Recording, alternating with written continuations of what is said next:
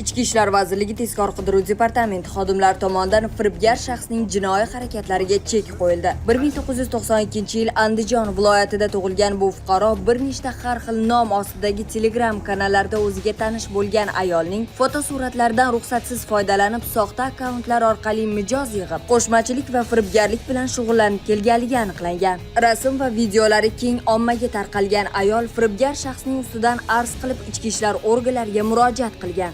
Olib borilgan surishtiruvlar natijasida ayolning suratlarini ruxsatsiz Telegram kanallarga va Telegram guruhlariga reklama e'loni sifatida joylashtirib kelgan. Shuningdek, bu shaxs ayolning nomidan mijozlar bilan muloqot olib borgan va mijozlardan o'zining nomidagi plastik kartasiga turli summadagi pullarni to'lanishiga erishib, qo'shmachilik bilan shug'ullanib kelgan. Bundan xabar topgan ayol firibgarga qo'ng'iroq qilib, barcha ma'lumotlar va profillarni o'chirib tashlashini talab qilgan. Biroq bu shaxs mazkur talabni rad etib, uni hech qayerga keta olmasligini bildirgan hamda suratlarni oila a'zolariga ham yuborish bilan tahdid qilgan. Olib borilgan tezkor tadbir davomida u Telegram kanalida mijozlar bilan kelishib, 3 nafar ayol uchun 300 AQSh dollari so'rab, oldindan 400 ming so'm pullarni o'zlashtirgani ma'lum bo'ldi. O'tkazilgan tezkor qidiruv tadbiri natijasida firibgarning tikuv fabrikasida yashiringan joyi aniqlanib qo'lga olindi.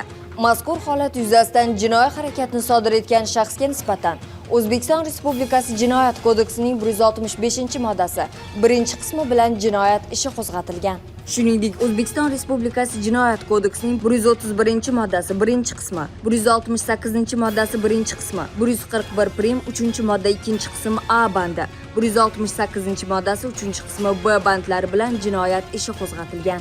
Agarda tovlamachilik jinoyatini sodir etgan yoki sodir etmoqchi bo'lgan xatti-harakatdagi shaxslar haqida ma'lumotga ega bo'lsangiz, zudlik bilan ichki ishlar organlariga murojaat qilishingizni so'rab qolamiz. Shaxsingiz sir saqlanishi kafolatlanadi.